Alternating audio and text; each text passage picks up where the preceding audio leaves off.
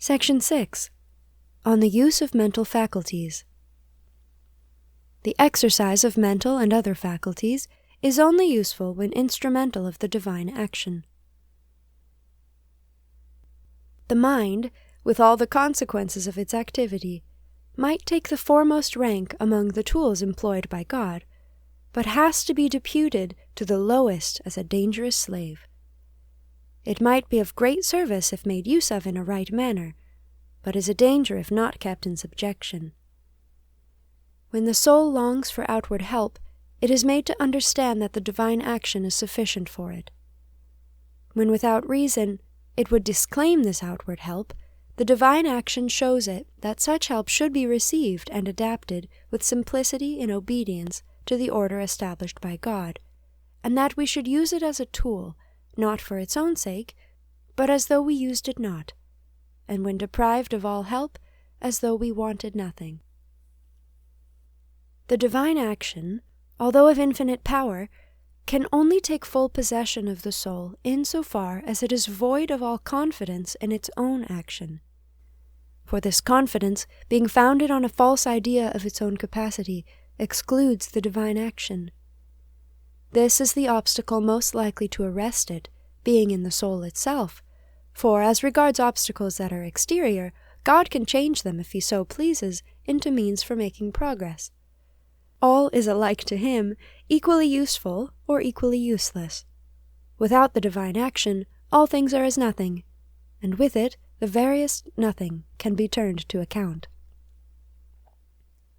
Whether it be meditation, contemplation, vocal prayer, interior silence, or the active use of any of the faculties, either sensible and distinct, or almost imperceptible, quiet retreat or active employment, whatever it may be in itself, even if very desirable, that which God wills for the present moment is best, and all else must be regarded by the soul as being nothing at all. Thus, beholding God in all things, it must take or leave them all as he pleases, and neither desire to live, nor to improve, nor to hope, except as he ordains, and never by the help of things which have neither power nor virtue except from him. It ought, at every moment, and on all occasions, to say with St. Paul, "Lord, what wilt thou have me do?"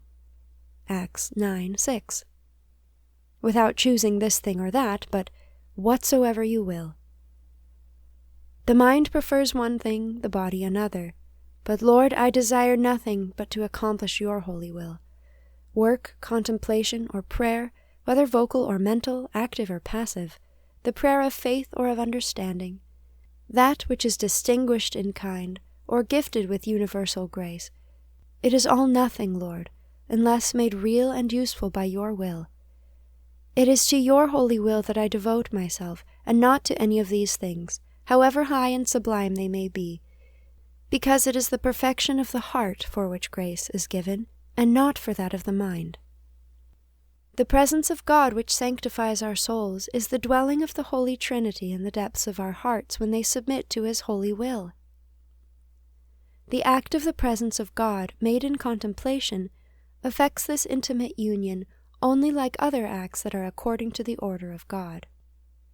There is, therefore, nothing unlawful in the love and esteem we have for contemplation and other pious exercises, if this love and esteem are directed entirely to the God of all goodness, who willingly makes use of these means to unite our souls to himself.